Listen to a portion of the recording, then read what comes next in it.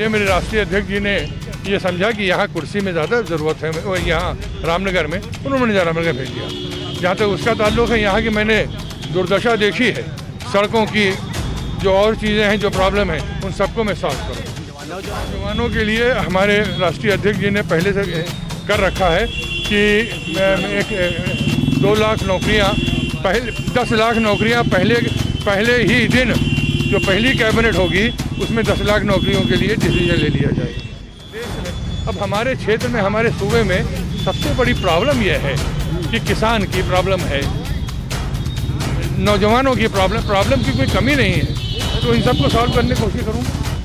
BJP नेत्री अपर्णा यादव बोथरी गांव आई थी, उन्होंने मंच से भाषण दिया कि मैं शेरनी हूँ, किसी से डरती नहीं और शिकार अकेली करती हूँ। अब ये उनसे पूछिए शिकार कैसे करती हैं, मैं तो समझता हूँ वो शिकार हो गई खुद।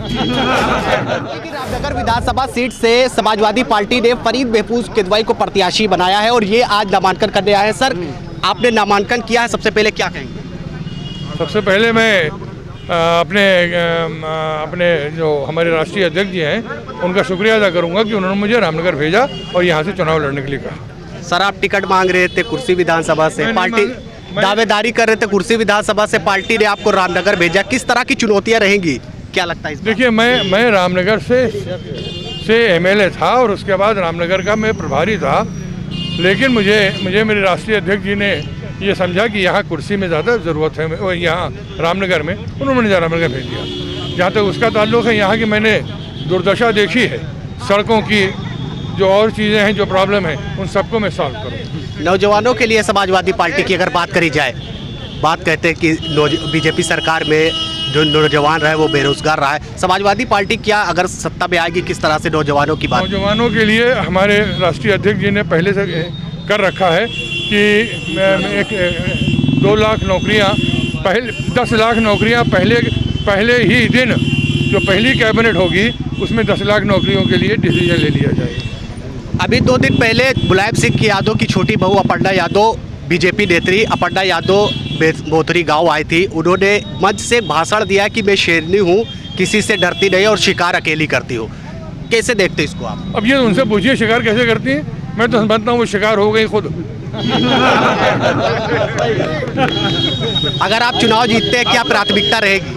अगर आप चुनाव जीतते हैं क्या प्राथमिकता रहेगी? प्राथमिकता मेरी ये रहेगी कि इस देश में, अब हमारे क्षेत्र में, हमारे सूबे में सबसे बड़ी प्रॉब्लम यह है कि किसान की प्रॉब्लम है, नौजवानों की प्रॉब्लम की कोई कमी नहीं है, तो इन सबको सॉल्व करने की कोशिश करूँगा।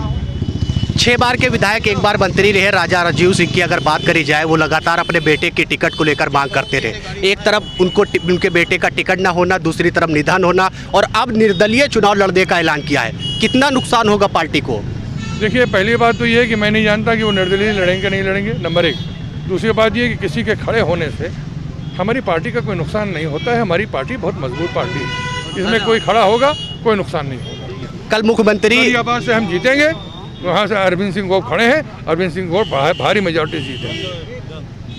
तो ये थे हमारे साथ फरीद महफूज किदवई जी, जिन्होंने कहा है कि हम विधानसभा चुनाव जीतेंगे और अखिलेश यादव मुख्यमंत्री बनेंगे, और जो नौजवानों की बात की है तो हमारी प्राथमिकता ये रहेगी कि 2 लाख हम लोगों को रोजगार देंगे। कैमरामैन योगेश के साथ मैं मोहम्मद रिजवान, यूपी एजेंडा 12 बजे।